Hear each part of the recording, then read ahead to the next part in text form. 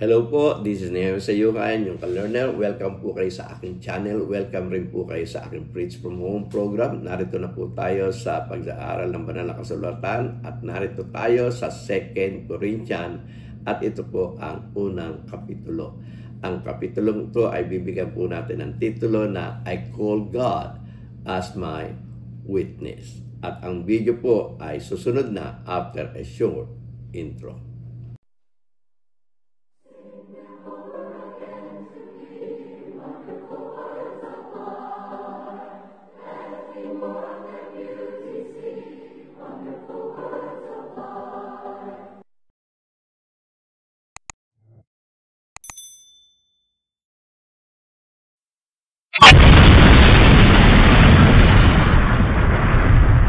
Magandang gabi mga kapatid, muli tayo magkakaroon ng banal na salita at sa pagkakataong ito ay pupunta na tayo doon sa ikalawang sulat ni Apostol Pablo. Katatapos lang po natin mapag-aralan yung unang sulat ni Apostol Pablo at ngayon naman ay pupunta tayo sa ikalawang sulat ni Apostol Pablo. Marami mga scholars na nagsasabi na ito ay pang-apat na sulat, ang iba naman ay nagsasabi pangatlong sulat. Pero yung pong nawawalang mga sulat ay hindi natin mababasa sapagkat hindi po yun na ipalagay doon sa kalipunan, no? Doon sa collections ng mga kasulatan na naipasama doon sa tinatawag na bagong tipan. Meron po tayong matandang tipan o yung tinatawag na Old Testament Scriptures at meron din tayong bagong tipan, yung New Testament Scriptures na ilagay doon po sa ating pong binabasang Biblia. So, ang Biblia nakakate sa Old and New. At dito sa New ay meron pong dalawang sulat si Apostol Pablo na napasama dito po sa mga taga-Korinto. At ito nga ang sinasabi nating ikalawang sulat na available na ating mababasa. Kung meron man pangatlo at pang-apat, hindi na po natin mababasa yun sapagkat wala naman po yun dito po sa sa listahan, no, sa kalipunan ng mga kasulatan na mababasa natin sa bagong tipan. So, simulan po natin ang pagbasa ng banal na kasulatan at basahin po natin doon sa 2 Corinthians chapter 1 verse 1 to 2. Ganito po ang ating mababasa. Paul, an apostle of Christ Jesus by the will of God, and Timothy, our brother, to the church of God in Corinth, together with all his holy people throughout Achaia. Grace and peace to you from God our Father and the Lord Jesus Christ. So dito makikita natin, sumusulat sino? Si Apostol Pablo, kasama niya si Timothy, at ang kanyang sinusulatan ay ang iglesia ng Diyos na nasa Corinto, kasama yung mga banal na nasa Achaia. At sinabi niya nga, grace and peace to you from our God, our Father, and the Lord Jesus Christ. Kung babasahin po natin yan sa Tagalog, ganito po ang ating mababasa. Ikalawang Korinto, Kapitulo 1, talatang 1 hanggang 2, ganito po ating mababasa. Si Pablo na apostol ni Kristo Jesus sa pamamagitan ng kalooban ng Diyos, at si Timoteo na ating kapatid sa iglesia ng Diyos na nasa Korinto, kalakip ng lahat ng mga banal na nasa buong Achaia. Sumain niyo nawa ang biyaya at kapayapaan mula sa Diyos na ating Ama at sa Panginoong Hesus Kristo. Kung mapapansin po ninyo, itong salutation, tawag yata dito, binanggit ni Apostol Pablo na siya ay apostol ni Kristo sa pamamagitan ng kalooban ng Diyos. Kung natatandaan nyo doon sa unang sulat niya sa mga taga-Korinto, may mga ilan na hindi tumatanggap na siya ay apostol sapagkat ang tinatanggap lang nila yung 12 apostol na nasa Jerusalem. At kaya nga, miski dito sa ikalawang sulat niya sa mga taga-Korinto, pinagdiinan niya na siya ay apostol ni Kristo at ito ay sa pamamagitan ng kalooban ng Diyos. So, hindi siya proclaim apostle, kundi siya ay sinalubong ng ating Panginoon Kristo sa daan patungong Damasco nung siya ay kasalukuyan nagiinit at nagagalit sa mga alagad ng ating Panginoong Kristo noon, na kung saan ay nung sinalubong siya ng ating Panginoong Kristo, sinabi ng ating Panginoong Kristo na siya ay gagawing apostol ng mga hintil na magdadala sa mga ito ng ilaw. Okay, so sa 2 Corinthians chapter 1 verse 3 to 4, ganito po ating mabasa.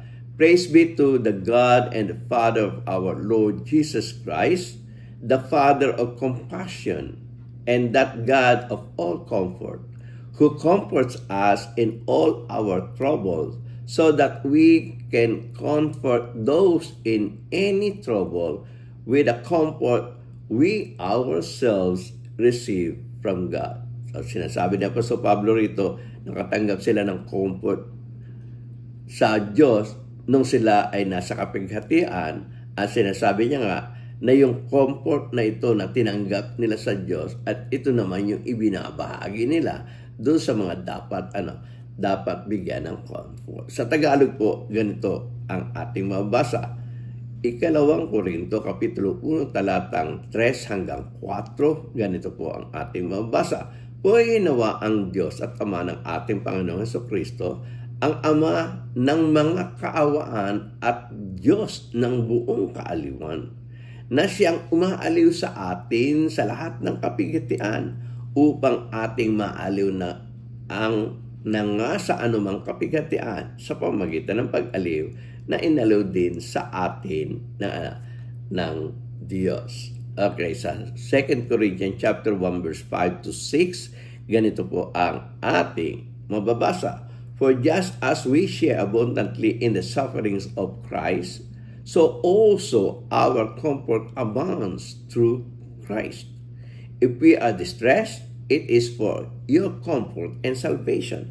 If we are comforted, it is for your comfort, which produces in you patient endurance of the same sufferings we suffer. Sa Tagalog, ang ating babasahin, ang sabi po doon sa 2 Korinto, talatang 1 hanggang 5 hanggang 6, ganito po ating mabasa. Sapagkat kung paanong sumasagana sa atin ang mga sakit ni Kristo, ay gayon din naman ang aming kaaliwan ay sumasagana sa pamagitan ni Kristo. Dapat maging kami man o ay mapighati ay para sa inyong kaaliwan at kaligtasan, o maging kami man ay maaliw ay para sa inyong kaaliwan, na siyang gumagawa sa pagdadalitang may pagtitiis ng mga gayunding pagbabata na amin namang binata. Okay, so dito makikita natin ang Diyos ang nagbibigay sa kanila ng kaaliwan upang sila ay makapagbigay rin ng mga kaaliwan doon sa sa mga dumadaan sa kapighatian. Okay, at hindi lang yon, kundi vice versa, na ikaw na nabigyan ng kaaliwan ng Diyos dahil sa iyong kapighatian ay dapat rin naman na maging kaaliwan ka ng mga nasa kapighatian. Okay, so 2 Corinthians chapter 1 verse 7 to 8, ganito po ating mabasa. And our hope for you is firm, because we know that just as you share in our sufferings, so also you share in our comfort. We do not want you to be uninformed, brothers and sisters, about the troubles we experienced in the province of Asia. We were under great pressure, far beyond our ability to endure, so that we despair of life itself. So dito makikita natin, kinukwento ni Apostol Pablo yung sufferings, na experience nila doon sa province o sa probinsya ng Asia, yung mga kapigataang na naranasan nila. Pero sabi nga, ito ay magiging kaaliwan para doon sa mga kanyang sinusulatan. Okay, so ikalawang Korinto, Kapitulo 1, talatang 7 hanggang 8, ganito po ating mabasa. At ang aming pag-asa tungkol sa inyo ay matibay. Yamang nalalaman na kung paanong kayo'y mga karamay sa mga sakit at ay gayon din naman kayo sa akaliwan. Hindi namin ibig na kayo'y di makaalam, mga kapatid, ng tungkol sa mga kapigitan namin na nangyari sa Asia na kami ay totoong nabigatan nang higit pa sa aming kaya. Ano pat kami ay nawalan na ng pag-asa sa buhay.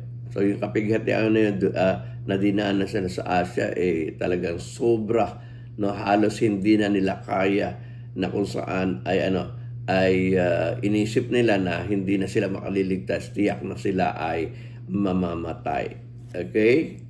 So 2 Corinthians chapter 1 verse 9 to 11, ganito po ating mabasa. Indeed, we felt we had received the sentence of death, but this happened that we might not rely on ourselves but on God, who raises the dead.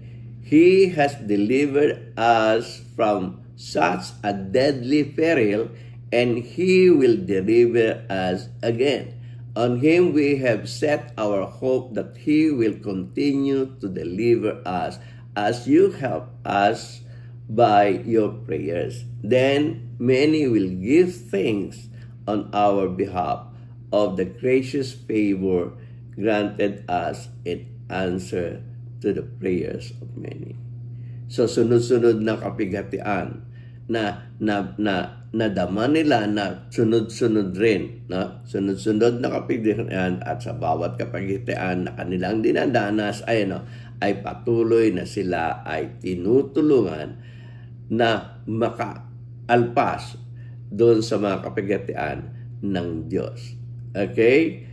At sabi nga, itong kapighatian na ito ay talagang papunta na doon sa kanilang kamatayan, pero ang Diyos ay patuloy na sumusubaybay sa kanila at patuloy na sila ay inililigtas.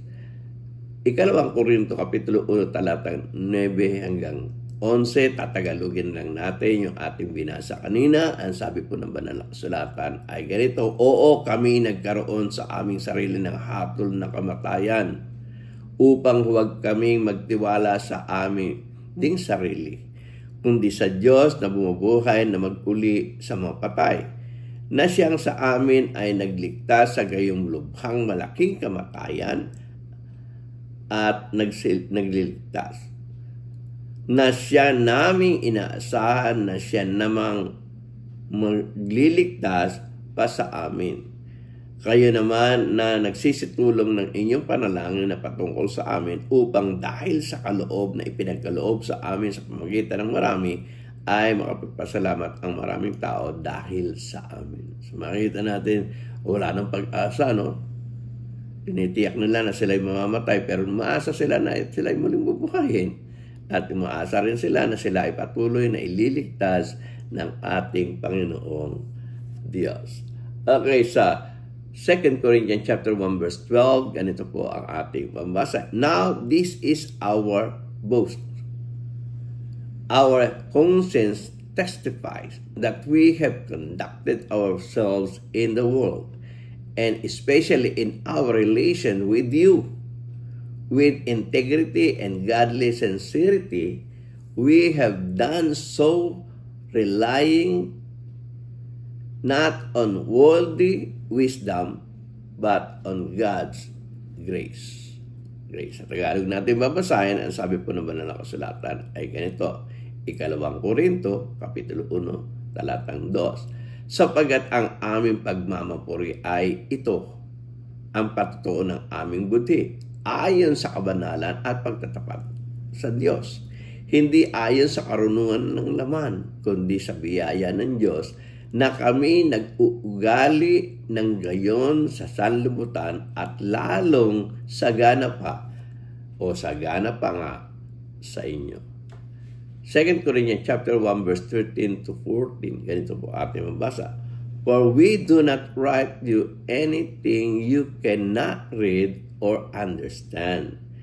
And I hope that as you have understood us in part, you will come to understand fully that you can boast of us just as we will boast of you in the day of the Lord Jesus Christ. Sa Tagalog natin babasahin, ang sabi po ng Banal na Kasulatan ay ganito, sapagkat hindi namin kayo sinusulatan ng ibang mga bagay maliban na sa inyong binabasa o kinikilala, at umaasa ako na inyong kikilalan hanggang sa katapusan, gaya naman ng inyong bahagyang pagkilala sa amin na kami inyong kapurihan, gayon din naman kayo'y sa amin sa araw ng Panginoong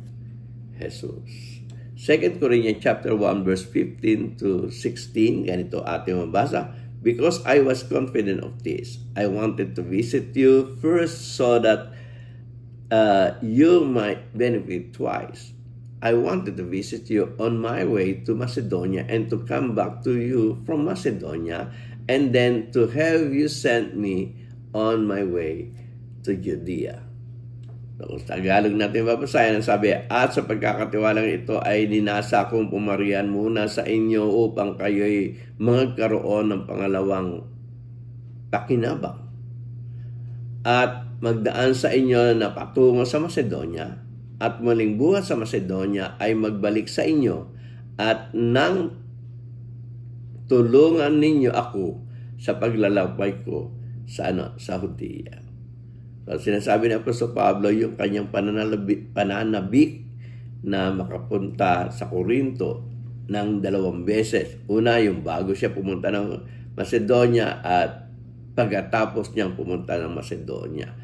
Na gusto niya mabalikan ang mga taga-Corinto upang makasama naman nila o matulungan siya sa paglalakbay papunta ng Judea, papunta ng Jerusalem. Okay, so 2 Corinthians chapter 1 verse 17 to 18, ganito ating mabasa. Was I fickle when I intended to do this? Or do I make my plans in the worldly manner so that in the same breath I say both yes, yes and no, no? But as surely as God is faithful, our message to you is not yes and no. Sabi niya sa Tagalog ay ganito, nang nasahin ko ang ganito, ako bagay kaya ay nag-aatubili, o ang mga bagay na ninanasa ko ay mga ninanasa ko baga ayon sa laman, upang magkaroon sa akin ng oo at ng hindi. Ngunit palibasay ang Diyos ay tapat. Ang aming salita sa inyo ay hindi oo at hindi.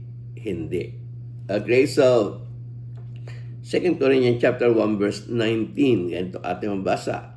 For the Son of God, Jesus Christ, who was preached among you by us, by me and Silas and Timothy, was not yes and no, but in him it has always been yes. Okay, sabi niya sa 2 Korinto kapitulo 1 talatang 19, sapagkat ang anak ng Diyos, si Jesucristo na ipinangangaral namin sa inyo, ako, si Silvano at Timoteo, hindi naging oo at hindi, kundi sa kanya ay naging oo. Okay? 2 Corinthians chapter 1 verse 20. For no matter how many promises God has made, they are yes in Christ. And so through Him, the Amen is spoken by us to the glory of God. Sa maraming mga pangako ng Diyos, ito'y laging yes sa pamamagitan ng ating Panginoon Kristo. Ganito po natin mabasa ito sa Tagalog. 2 Korinto Kapitulo 1, talatang 20. Sapagkat maging gaano man ang mga pangako ng Diyos, ay nasa Kanya ang oo. Kaya nga naman, nasa Kanya ang siyanawa sa ikaluluwalhati ng Diyos sa pamamagitan namin. Okay? 2 Corinthians chapter 1 verse 21 to 22. Ganito po ang ating mababasa. Now it is God who makes both us and you stand firm in Christ. He anointed us, so His seal of ownership on us, and put His Spirit in our heart as a deposit, guaranteeing what is to come.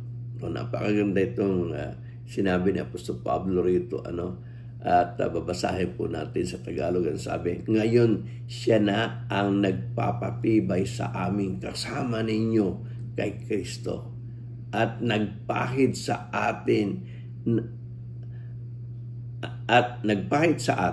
ay ang Diyos na siyang nagtatak naman sa atin at nagbigay ng patutuo ng Espiritu sa ating mga puso.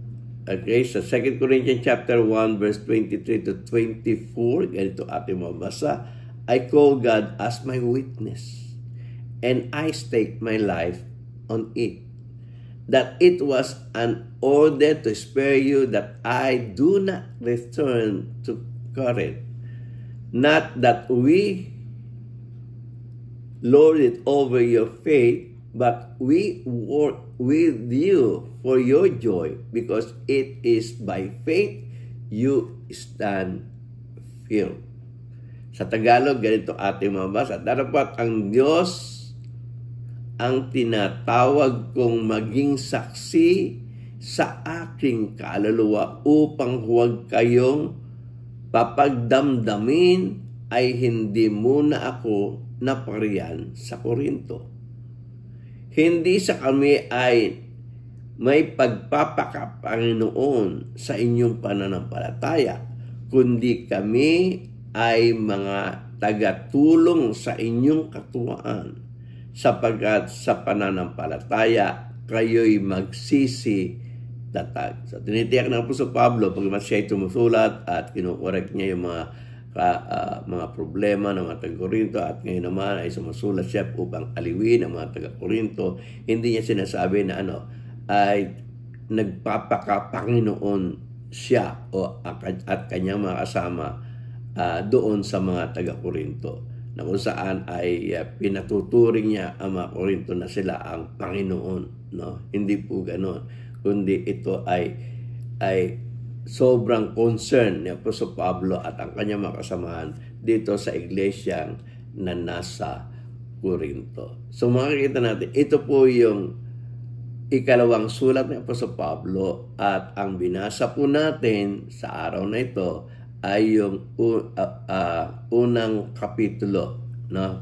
2 Corinthians chapter 1 ang ating binasa, at ang susunod po nating gagawing video ay doon po sa chapter 2. At dito po sa chapter 2 ay matutunghayan natin na may mababanggit si Apostol Pablo na mga false teachers na gumugulo doon po sa mga taga-Korinto. At yan po yung ating aabangan. Kung paano po ninyo akong sinamahan sa video ito, ay umaasa po ang inyong lingkod na sa muli niyong akong sasamahan sa mga susunod na video na aking pong gagawin. Muli ako po si Nehemia Sayuhay, ang inyong ka-learner. Labis po ako nagpapasalamat sa inyo. To God be the glory. Kung nagustuhan po ninyo ang video ito, sana po ay mag-subscribe kayo. I-ring nyo na rin po yung bell para sa ganun ay ma-notify kayo sa mga susunod pang video na akin pong i-upload. At sana po ay i-like nyo rin po ito para sa ganun marami pong mga inganyo na manood ng video ito. At kung gusto nyong makabahagi sa inutos ng ating Panginoon Kristo na ipangaral ang Ebanghelyo sa lahat ng kinapal, i-share nyo po ito sa inyong mga kaibigan. At kung meron po kayong comment, sana po ay mag-comment kayo. At huwag niyo po kalilimutan ang mga video ito nasa inyong harapan. At kung gusto niyo mag-subscribe, pindutin niyo lang po itong bilog sa aking pong likuran. Muli, ako po si Nehemia Sayuhay. Labis po ako nagpapasalamat sa inyo. To God be the glory.